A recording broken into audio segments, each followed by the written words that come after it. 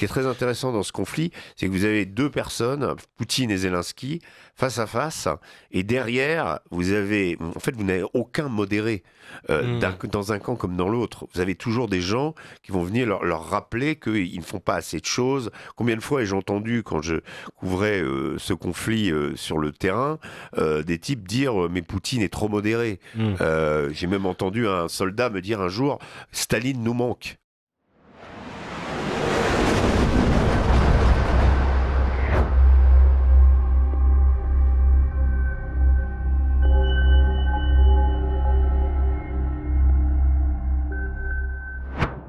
Et on poursuit avec l'analyse de Régis Le Sommier au micro d'Alexandre de Galzin. Bonjour à tous les deux. Alexandre, je vous avais déjà dit bonjour. Oui, tout à fait. Mais c'est toujours un plaisir d'entendre votre bonjour, Liselotte, et bonjour à vous, Régis Le Sommier. Merci Bonjour de venir Alexandre, bonjour Liselotte. comme tous les lundis ici. Alors aujourd'hui, vous vouliez nous parler bien de l'avancée des négociations finalement en Ukraine et de Zelensky, voilà, qui ferait tout pour éviter de perdre Trump en tant que soutien. Oui, tout à fait. Interminable négociation, puisqu'on a l'impression que chaque semaine, on rajoute un round de négociation, et même plusieurs, parce que quand on regarde le nombre de voyages faits par Volodymyr Zelensky ces temps derniers, c'est assez impressionnant le nombre de fois où il est allé voir ses soutiens européens aux États-Unis. Alors là, cette fois-ci, c'est pas lui directement qui est, il est évidemment partie prenante, mais disons qu'il ne fait pas toutes les négociations. Ce président ukrainien semble aujourd'hui être vraiment le dos au mur. Donc hier, pour parler à Berlin, pour convaincre les Américains de réclamer un cessez-le-feu en Ukraine sans concession territoriale. Alors, presque tout le nœud des négociations est contenu dans ces trois mots, sans concession territoriale. Tout le reste, je vais dire, est discutable, mais là, on arrive vraiment sur le point d'achoppement de ces négociations et le fait qu'elles sont toujours bloquées avec cette histoire de territoire et de concession de territoire. Les discussions se poursuivent aujourd'hui avec les dirigeants européens, toujours à Berlin. Jared Kushner et Steve Witkoff sont de la partie.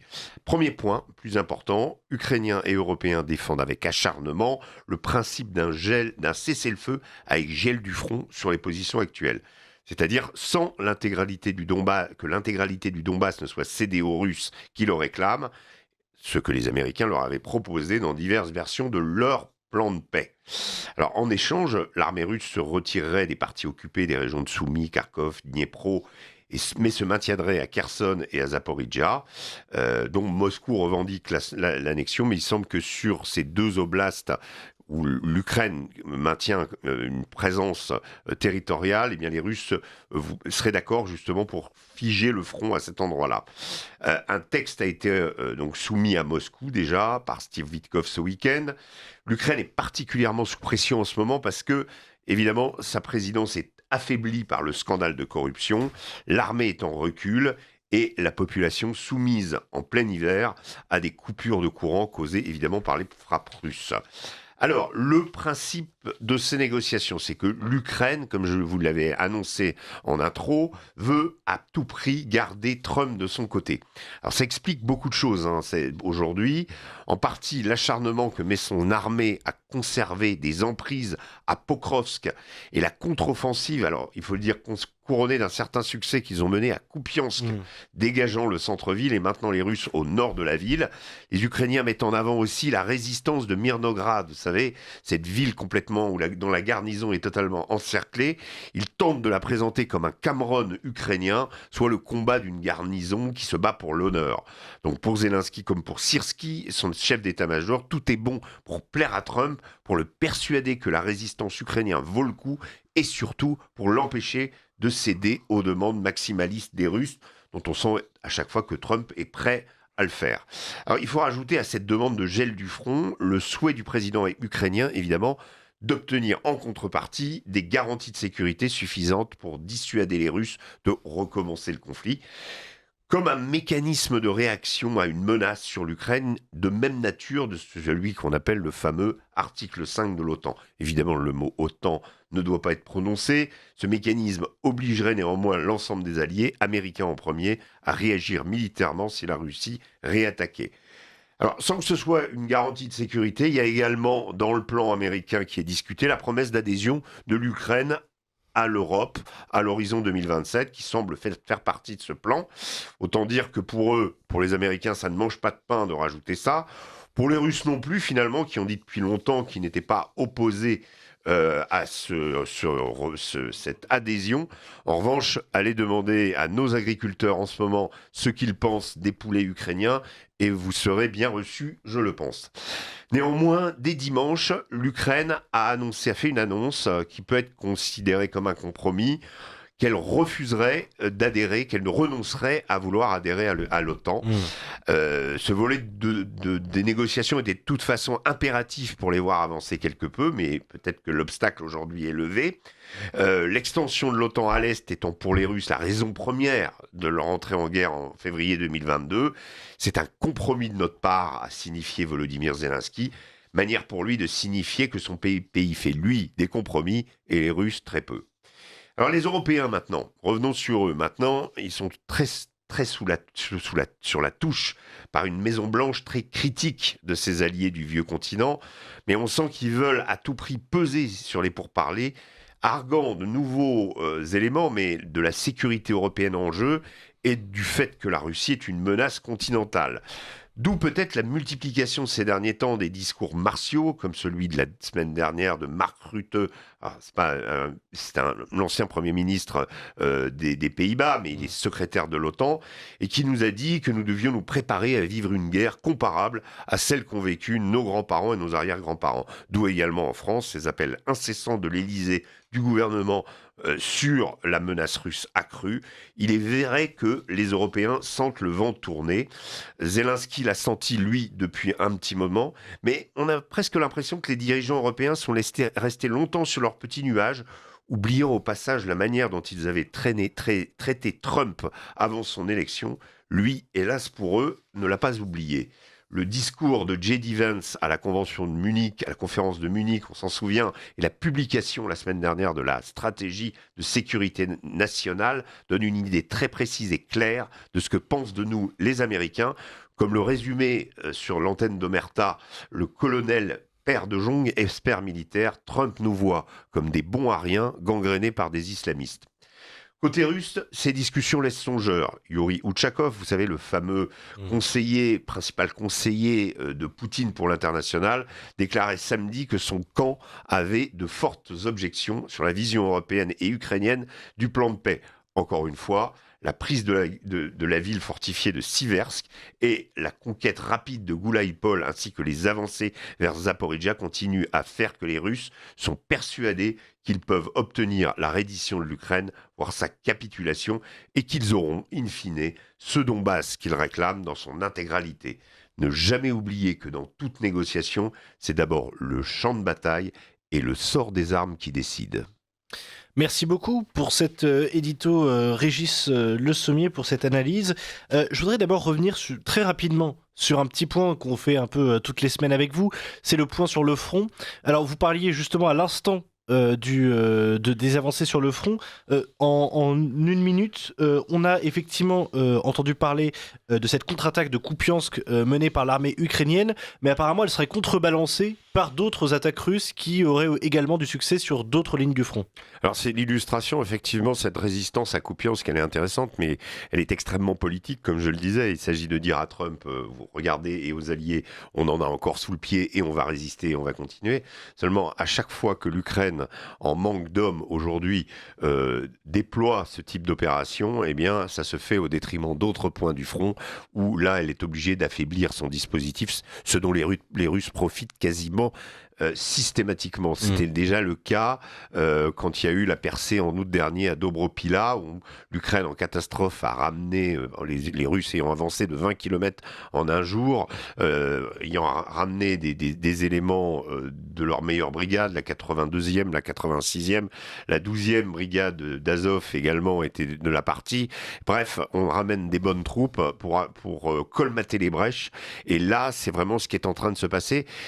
Ça masque aussi cette contre-offensive sur Kupiansk, le problème que l'Ukraine connaît actuellement dans un endroit particulier du front, qui est le front sud, où là, les avancées des Russes sont très importantes. Pourquoi ? En raison de la géographie et en raison de la pénurie d'hommes, à nouveau, des Ukrainiens. J'ai parlé de la ville de Goulaïpol, qui est aujourd'hui quasiment conquise, même si il reste encore des présences ukrainiennes à l'ouest de l'agglomération. Les Russes ont avancé très rapidement. La chute de Siversk est encore plus significative. Là, on remonte un petit peu au nord, on est à nouveau dans le Donbass. Siversk était une des places fortes les mieux défendues, et ça ouvre aux Russes la route de Kramatorsk et de Sloviansk. À partir de Siversk, on n'est plus qu'à 18 km de Kramatorsk, qui est la place forte principale des Ukrainiens dans le Donbass. Ce qui est, et pour dernière question précisément sur le front, généralement, je vous ai déjà entendu parler à plusieurs reprises d'une saison durant laquelle il était très très difficile d'avancer en Ukraine à cause de la boue et du froid de manière générale. Cette saison, elle va revenir, je crois que c'est à partir de février que ça arrive. Est-ce que ça veut dire que les Russes essayent d'avancer le plus possible avant que justement cette... j'ai plus le terme, vous aviez un terme, je crois, russe ou ukrainien pour en parler. La Rasputitsa. Ouais, exactement, voilà. Avant que la Rasputitsa revienne, donc. Alors, il y a plusieurs Rasputitsa et elle peut intervenir parfois même, ça peut changer d'une semaine à l'autre en fonction d'un hiver doux ou dur. Là, on est sorti un peu de la période de la Rasputitsa avec des changements climatiques qui ont d'ailleurs occasionné des brumes et qui ont permis justement aux Russes d'avancer, notamment à Pokrovsk, profitant du temps. En fait, les commandants russes aujourd'hui sont des météorologues experts, puisque leurs offensives ou les haltes qu'ils peuvent faire justement dans leurs opérations sont liées énormément au temps. La boue ukrainienne, elle est très collante et un fantassin sur quelques centaines de mètres se retrouve assez facilement avec 1 kilo de plus sur chaque pied. Je l'ai expérimenté je peux vous en parler. En revanche, le sol peut très bien geler le lendemain à cause d'une dégradation des conditions météorologiques, et dans ce cas-là, à nouveau, on peut repartir à l'assaut. Donc c'est toujours le temps, évidemment, pour faire voler des drones. Plus il y a de neige, plus il y a de pluie, plus c'est difficile de faire voler des drones. En revanche, quand il fait très beau, là, les drones s'en donnent à cœur joie. Passez-moi l'expression, mais c'est comme ça que ça se produit, que ça se passe. Et effectivement, la donnée climatique, comme la donnée géographique, est très importante dans ce conflit. C'est, je trouve, hélas, des paramètres qu'on oublie un peu trop souvent. L'impression que c'est deux armées qui sont face à face, et que tous ces détails-là, or, ils sont fondamentaux dans la mesure où aujourd'hui, l'accent a été mis de part et d'autre, du côté ukrainien comme du côté russe, sur rallonger la durée de vie très éphémère sur le front. On est sur des fronts où, à cause des drones, la durée de vie a chuté, et aujourd'hui il faut au maximum, on oublie complètement l'aspect esthétique, on oublie complètement on va dire le côté massif, parce qu'on sait que les drones de toute façon viendront à bout des blindés, et on s'en remet à des espèces de cages incroyables de l'ordre de la cinématographie de Mad Max, qui sont mis sur les chars, des véhicules ultra légers, des mobylettes, des motos, parfois des roues, vous savez, ces fameuses roues qu'on voit dans les agglomérations. Vous avez un type qui est sur sa roue, qui fait avancer comme les trottinettes électriques. Mais tout ça est utilisé là-bas. Il y a même des formations particulières pour utiliser ce type d'engin. Oui, presque un système D de... C'est absolument incroyable. C'est le règne de la débrouille au service de la survie. Voilà l'état un petit peu du front. Donc évidemment, les grands rassemblements d'infanterie ne peuvent se faire. Donc c'est plutôt des petits groupes d'hommes qui font de la pénétration, et c'est eux qui obtiennent des succès, avec de temps en temps des opérations avec des blindés, quand le temps le permet, quand les circonstances le permettent, quand le relief est moins accidenté. C'est un peu ce qui s'est passé pour le front sud, où là on est sur une géographie beaucoup plus plate. Voilà. D'accord. Et alors, prenons maintenant un petit peu de hauteur. C'est, je crois, hier, Steve Witkoff, donc l'envoyé spécial de Donald Trump, qui parlait de grands progrès dans ces négociations, on a un petit peu de mal à les voir quand même, ces grands progrès. Et c'est toujours le problème avec ces négociations, c'est comment personne ne veut jeter la négociation avec l'eau du bain, si vous voulez, tout en sachant que les difficultés demeurent. On explique à chaque fois qu'il y a toujours de grands progrès ou que la négociation a été fructueuse, très positive, quelles que soient les circonstances, que ce soit dans le cadre des négociations en Floride entre les Américains et les Ukrainiens. Il y a eu des heures et des heures de négociations qui ont eu lieu là-bas.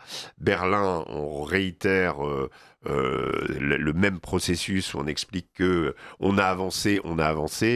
De temps en temps, effectivement, on jette au public des petites pépites comme l'adhésion en Europe, l'adhésion à l'Union européenne. Sauf que bon, dans les faits, c'est pas ça le principal. Il y a la question aussi agitée par Zelensky lui-même, qui essaye, lui, à chaque fois de retarder ou de transformer, on va dire, le plan de paix à son avantage, en expliquant qu'il va tenir des élections. Alors, il va tenir des élections, donc remettre en jeu son mandat d'ici 6 à 8 mois. Au départ, il appelle des forces internationales pour pouvoir venir garantir la sécurité des élections. Il se rend compte que les Russes n'accepteront jamais et que les Européens ne viendront, ni les Américains ni les Européens ne viendront, à part peut-être quelques observateurs. Donc, il vient de dire on tiendra des élections sous la loi martiale, donc sans changer. Mais ce que j'allais dire, c'est que ce qui est, même d'un point de vue pratique, mais dans un pays en état de guerre avec un nombre de déplacés incalculable, une diaspora qui s'est peut-être pas enregistrée dans tous les autres pays depuis le début de la guerre, et j'ai envie de dire des centaines de milliers d'hommes sur le front, on peut se dire que la tenue d'élection, c'est quand même quelque chose d'assez... Ça sera extrêmement compliqué. Et puis surtout, quid des parties de l'Ukraine occupées par la Russie. Oui, c'est ça. Y a-t-il encore des gens là-bas qui seraient désireux de participer à une élection nationale ukrainienne? Tout ça est extrêmement, on va dire, périlleux. On sait que, en gros, il y a 3 candidats possibles: Zelensky, Zaloujny, Budanov, qui arrivent d'ailleurs. Zelensky, dans les sondages, est en tête, dépasse Zaloujny d'1 ou 2%. Budanov est plutôt très loin, qui est le Après, chef vous des m'aviez services vous-même dit que les sondages réalisés actuellement en Ukraine, une fois hors caméra, vous m'aviez dit que les sondages réalisés en Ukraine n'étaient pas forcément très fiables actuellement. Non, ils sont pas forcément très fiables. Maintenant, ça, c'est des sondages américains, c'est Gallup qui donne ça. D'accord. Donc, qui observe. Alors, je dis pas qu'ils ont une boule de cristal et que tout ce qu'ils disent se produira. Mais là, on est dans il y a quand même une probabilité que se tiennent ces élections ou qu'elles soient contestées immédiatement après cette tenue en raison justement de ces difficultés. Il va falloir que si ça se met en place, qu'il y ait beaucoup d'éléments qui viennent, on va dire, renforcer la fiabilité ou la légitimité de ces élections. On n'en est encore pas là. En tout cas, c'est une manière pour Zelensky au niveau de la communication qui, je vous l'explique, est toujours dirigée vers les États-Unis en premier. Elle n'est pas dirigée vers l'Europe. Il ne s'agit pas de convaincre les Européens. Il s'agit pour Zelensky de garder le navire amiral à bord. Or, le navire amiral donne des signes qu'il pourrait ou donner raison au camp d'en face ou se retirer complètement du conflit, ce qui serait une catastrophe à ce stade pour l'Ukraine. Alors, oui, on se souvient d'ailleurs après que le plan en 28 points a été sorti, on se souvient de la phrase de Zelensky qui était en fait, on risque de perdre soit la guerre, soit l'honneur, je crois, une phrase dans ce genre, effectivement. Phrase churchillienne. Oui, exactement, mais une vraie pour le coup, j'ai envie de dire. Alors, j'ai aussi il y a une phrase de justement de Wouchakov, en fait, le conseiller, comment vous le définirez, le conseiller spécial de Vladimir Poutine à l'international. Voilà. Qui en fait, lui disait une phrase qui m'a un petit peu, qui m'a partiellement surpris. Vous allez voir, c'est tout amendement ukrainien ou européen serait peu susceptible d'être constructif. Alors européen, je vais dire, vous l'avez largement démontré ici à cette antenne. Effectivement, on sait que l'Europe pèse très peu dans ces négociations. En revanche, ce qui m'a un peu plus surpris, moi, c'est que tout amendement ukrainien serait peu susceptible d'être constructif. C'est-à-dire qu'en fait, on a l'impression que les Russes veulent négocier, mais pas avec les Ukrainiens.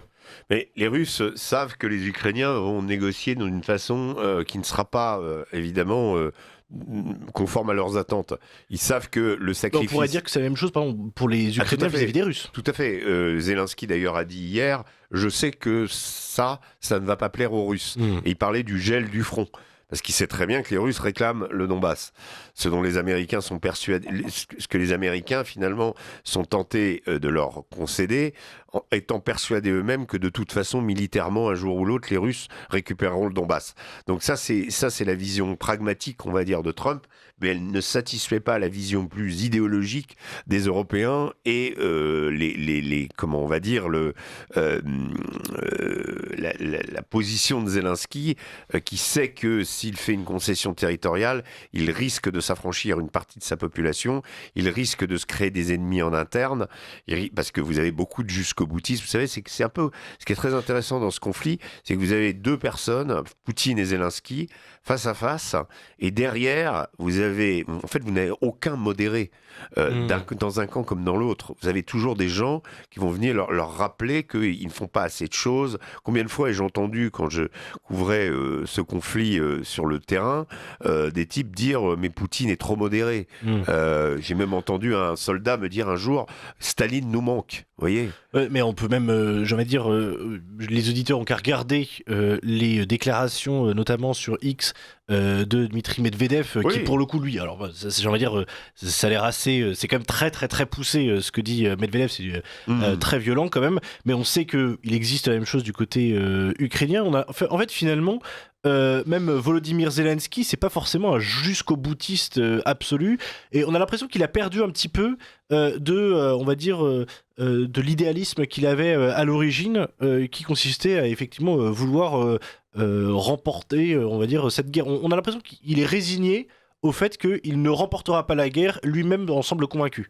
Je pense que la position réaliste aujourd'hui, c'est un petit peu ce qu'on appelle le mur du réel, lui arrive devant, mais je pense qu'il l'a en face des yeux depuis très longtemps. Et si on refait le fil des événements de cette guerre, il était de toute façon dès le départ impossible, sauf trouble interne, sauf conflit politique, sauf désagrégation de la Russie de l'intérieur, que l'Ukraine remporte cette guerre. Ce qui est assez incroyable, c'est qu'on est, nous, à plein de niveaux, politiques, médiatiques, cru en un récit qui donnait l'Ukraine vainqueur à la fin. C'était absolument impossible. Et à tous les niveaux, alors, il y a eu des opérations très audacieuses et des contre-offensives montées, etc. Mais de toute façon, une nation de quelques 40 millions d'habitants ne peut pas défaire une nation de 150 millions. Sauf exception, on va dire. Mais sauf exception, je vous dis, avec il aurait fallu que le conflit, que Poutine soit contesté en interne, qu'il y ait une rébellion, qu'on se retrouve dans un état de désagrégation de la Russie telle qu'elle l'a connue en 1991, par exemple, avec, on va dire, un désir d'abandonner le vieux système, des pulsions nationalistes d'un côté, des gens prêts à s'ouvrir à l'économie de marché, bref, un chaos qui aurait pu permettre justement que le moral des troupes s'effondre et que l'Ukraine remporte la victoire. Or, aujourd'hui, c'est absolument pas le cas. On est avec un Poutine qui, selon des estimations américaines, flirte autour des 80% de popularité, peut-être un peu moins, mais en tout cas, on est dans une fourchette où rien ne laisse penser que la Russie va s'effondrer, ni économiquement, ni politiquement, et aujourd'hui, sur le terrain, elle a l'ascendant. J'ai juste, avant de passer à un dernier sujet que je voudrais traiter, et juste très rapidement, est-ce que Vladimir Poutine, on sait qu'il a 73 ans, est-ce qu'on sait que globalement l'espérance de vie en Russie n'est pas non plus très élevée pour les hommes en général, même si lui, on se doute que ça ira, mais globalement, est-ce qu'il a un successeur désigné ? Non, c'est tout le problème de ce genre de personnage. Il n'a pas de successeur désigné. Il y a autour de lui des personnages qui gravitent. C'est le propre de ces systèmes où, on va dire, chacun a un rôle, chacun a un usage et chacun parfois a un temps de vie limité, au propre comme au figuré. figuré en Russie. Vous Oui, savez, bien sûr. parfois, on entend des personnes qui sont malencontreusement tombées de la Oui. fenêtre. Du 13e étage. Voilà, qui, comme par hasard, était ouverte. Bref, il y a quand même des choses, voilà. Et bon, l'avion de Prigogine aussi, pour prendre un exemple, n'était peut-être pas tombé. Il était peut-être pas si défectueux que ça à l'origine. Voilà. Et il y avait peut-être on a peut-être donné un petit coup de pouce. Et d'ailleurs, c'est très intéressant parce qu'un officier m'avait dit, russe, lors d'un de mes reportages, m'avait dit. La seule chose que je peux vous dire à propos de l'avion de Prigogine, c'est que ce ne sont pas les Ukrainiens qui ont fait ça. Oui. Voilà. Donc on est dans un pays, alors successeur à Poutine. Difficile de dire. Pour le moment, comment l'équipe est quand même très bien rodée. On voit que ce sont des gens qui ont un avantage par rapport aux démocraties parce que il n'y a pas d'alternance en dehors du fameux Medvedev qui est devenu pour une mandature président et Poutine Premier ministre, histoire que constitutionnellement Poutine se puisse se représenter ensuite. Finalement, ça n'a pas vraiment bougé. Oui. C'est Poutine depuis 25 ans. 25 ans au pouvoir. Vous me direz, les Allemands avec Angela Merkel ont eu le même dirigeant pendant très très longtemps. Oui. Mais ils l'ont réélu. Et chez nous, c'est un peu le défaut de nos démocraties, c'est que l'interlocuteur est plus le même, tandis que là-bas, c'est toujours Lavrov, c'est toujours la même équipe, Outchakov, qui était déjà à l'époque d'Obama, Dimitriev, tous ces gens-là sont en place depuis très longtemps et leur numéro est rodé. Il y a un dernier sujet que je voudrais aborder, il nous reste 3 minutes, Régis Sommier. Ça n'a rien à voir, mais en l'occurrence c'est comme une actualité dont on parle assez peu. C'est le fait que les États-Unis ont déployé quand même une grosse partie de leur flotte aux abords du Venezuela, ont coupé l'espace aérien du Venezuela, ont saisi un pétrolier, le plus gros pétrolier je crois vénézuélien. Est-ce que là vous avez 3 minutes devant vous, est-ce que vous pourriez nous expliquer un petit peu justement ce qui se passe là-bas, et selon vous, est-ce que c'est une guerre pour le pétrole ou est-ce que c'est une guerre contre le communisme ? Je crois les arguments de Maduro, dictateur, crypto-marxiste, héritier de Castro, bolivariste, etc., etc. Tout ça, c'est du vernis.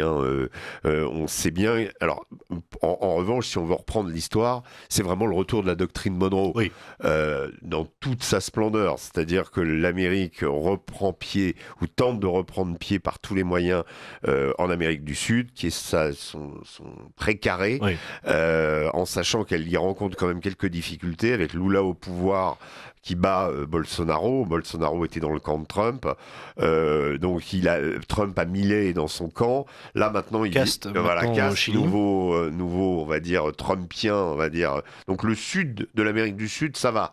En revanche, le nord, pas tellement.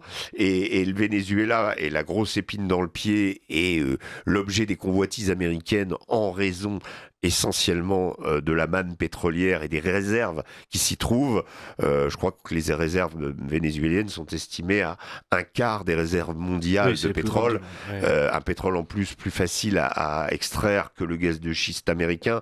Bref, voilà, les Américains veulent ce pactole depuis très très longtemps et tous les arguments pour défaire le pouvoir en place et mettre, on va dire, un pouvoir plus en accord avec les États-Unis et sur la ligne des États-Unis permettrait aux États-Unis justement de sécuriser cette zone d'influence qui est la leur. Poutine et la Chine ont effectivement apporté leur soutien à Maduro, mais on sent bien qu'ils savent pertinemment qu'on est dans la sphère d'influence américaine et ils ne viendront pas contester militairement. Ils l'ont fait de façon tacite. Imaginez que des conseillers militaires russes seraient sur place, mais on n'ira pas au-delà du conseiller militaire. Voilà, ce que j'allais dire, c'est qu'en fait, on voit ce qui s'est passé en Syrie avec la perte de Bachar el-Assad pour les Russes. On voit même en Afrique où ils ont du mal à se réengager véritablement avec toutes les juntes militaires qui sont actuellement en train de perdre énormément de pouvoir au niveau de l'Africa Corps. C'est vrai qu'on les imagine pas s'installer au Venezuela, mais en revanche, ce qui est assez étonnant dans ce qui se passe au Venezuela, c'est qu'on a l'impression que Trump présente ça comme une sorte de de conflits presque eschatologiques où en fait ce serait justement le mal communiste, dictatorial, narcotrafiquant engagé par Maduro. Et à côté de ça, il y a aussi le président colombien qui lui-même est socialiste et pour le coup est ciblé largement par Donald Trump. On a l'impression que pour le coup son objectif c'est un continent républicain inféodé directement aux États-Unis. Oh, tout à fait. Et ça passe par l'idéologie, pardon. On se souvient d'ailleurs, mais de toute façon avec Trump c'est assez clair. Regardez la revue, le document sur la stratégie de défense nationale, de sécurité nationale. Là, on est vraiment dans l'expression d'une idéologie, l'expression d'une volonté d'appuyer d'ailleurs les souverainismes en Europe contre l'Union européenne. On le sent bien, c'est assez clair. Et pour ce qui est de l'Amérique du Sud, oui, il y a un espace de conquête idéologique et d'influence américaine renouvelée qui a été décidé par Trump. C'est très intéressant prenez l'exemple du président colombien, mais au début de la mandature de Trump, quand il s'est agi sur la question de l'immigration, Trump a commencé à renvoyer des immigrants en Colombie, des migrants en Colombie. Le président ukrainien socialiste donc a refusé de les prendre. Colombien, pardon. Socialiste a refusé de les prendre. Finalement, il les a acceptés. Voilà, il y a eu il y a eu une pression. Et là, il se retrouve face à un écueil qui est l'écueil Maduro, parce que le règne de Maduro est quand même assis sur une partie de la population vénézuélienne qui le soutient. Il y a une sorte de partenariat fraternel avec Cuba également. Donc il y a un axe de résistance aux États-Unis rodé depuis longtemps, ce qui fait que c'est plus difficile pour les Américains de pénétrer et finalement de mettre un régime à leur solde. Alors qu'est-ce qu'ils ont inventé ? Ils ont inventé, ce qui n'est pas entièrement faux, mais la question du narcotrafic, en désignant Maduro comme le chef des narcos. Bon, ce qui est assez absurde parce qu'on sait qu'en soi, même si les Vénézuéliens sont très largement responsables du narcotrafic aux États-Unis, c'est devenu... pas très largement, c'est plutôt les Mexicains. Oui, mais, mais ces dernières années, il y a une augmentation large des Vénézuéliens. Il y a un gang en particulier qui s'appelle Tren de Aragua, qui est un gang international de narcotrafiquants, dont les Américains prétendent que Maduro serait pieds et poings liés avec eux. Or, en réalité, la Colombie était un pourvoyeur de drogue est exceptionnel, et le principal pourvoyeur de drogue et le principal pourvoyeur de gangs et d'activités liées au narcotrafic, c'est le Mexique. Or là, Trump est beaucoup plus prudent. Donc mettre en avant et dire tiens, on va détruire les embarcations, comme ça a été le cas par l'armée américaine, de pêcheurs vénézuéliens en disant ce sont des narcotrafiquants. Peut-être que ça l'était, mais si vous voulez, c'est une petite partie, simplement du trafic. Et s'il faut y avoir un combat, il faut qu'il y ait un combat, frontal entre Trump et les narcotrafiquants. Il faut surtout qu'il ait lieu au Mexique. C'est là le principal pourvoyeur pour les États-Unis. Ça semble de l'ordre du prétexte, effectivement. Oui, on utilise une grande cause, une cause sanitaire aux États-Unis où il y a un réel problème d'addiction et un réel problème lié aux opioïdes et aux nouvelles drogues comme importées de Chine, aux nouvelles molécules qui ont été trouvées. Mais le problème sanitaire aux États-Unis ne doit pas servir comme prétexte à des intérêts économiques et voilà, il faut qu'il y ait un minimum de sincérité. Alors là, on sent que c'est pas très sincère. Oui, on a l'impression presque d'une situation comme l'Irak où en fait l'interventionnisme américain, pour le coup, se situe pas au Moyen-Orient. En fait, c'est assez étonnant. Il y a une forme de néo-interventionnisme américain trumpiste qui passe par un désengagement sur le vieux continent et au Moyen-Orient pour un réengagement très actif en Amérique du Sud et vis-à-vis de la Chine. Oui, tout à fait, vis-à-vis de la Chine. Et puis même en prenant, on va dire, il y a quand même aussi une similitude avec l'intervention des Russes en Ukraine. C'est-à-dire, on intervient dans une sphère qu'on estime légitime en regard de ce qu'on représente. Et ce que fait Trump avec le Venezuela est totalement dans cette idée. C'est refaire du Monroe, quelque part l'idée aussi du Groenland va dans le même esprit. C'est la sphère d'influence américaine, donc quelque part c'est on son fait collier de perles, c'est le collier de perles américain. Absolument. Merci beaucoup Régis Le Sommier d'avoir été avec nous et d'avoir aussi dévié un petit peu sur ce sujet du Venezuela grâce au ciel. On a eu 5 minutes en plus. Je peux faire une petite annonce pour un docu Omerta. Très rapidement, oui, bien sûr. On vient de sortir notre documentaire. On a accompagné la police municipale de Perpignan. Vous parliez des drogues, justement. Aujourd'hui, 80% du travail d'un policier municipal dans une ville moyenne de France, c'est le trafic de drogue, c'est lié au trafic de drogue. Donc, à voir sur la plateforme Omerta, c'est disponible. Donc, allez-y. Voilà. On invite nos auditeurs à le regarder, tout à fait. Avec grand plaisir. Et je redonne la main à Liselotte. On vous recevra pour en parler. Merci Régis Le Sommier, merci Alexandre.